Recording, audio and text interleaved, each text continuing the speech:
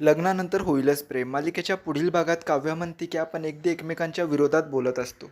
आपले विचार मिळतच नाही तरी आपण आयुष्यभर साथ राहिलो तरी देवाचीच कृपा म्हणायची. त्याचवेळी पार्थने काढलेली त्या दोघांची ड्रॉइंग आता हवेने उडून खाली पडते.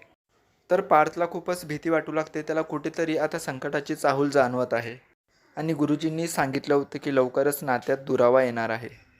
तर इकडे रम्या आता वसुंधराला म्हणते की आपण असं काही केलं पाहिजे ना की काव्याच्या मनाला घात झाला पाहिजे. आणि तिचं मन दुखलं ना तर पुन्हा एकदा या घरामध्ये 16 डिसेंबरचा दिवस येईल. आणि यासाठी माझ्याकडे खूप चांगला प्लॅन आहे. त्यानंतर रम्या आता तिचा प्लॅन वसुंधराला सांगू लागते. तर इकडे पार्थ आता काव्याला जवळ करत म्हणतो की मला वचन द्या की आपल्यात काहीही झालं, कोणताही गैरसमज झाला तरी आपण एकमेकांपासून तो लपवायचा नाही. आपण एकमेकांची साथ कधी सोडायची नाही.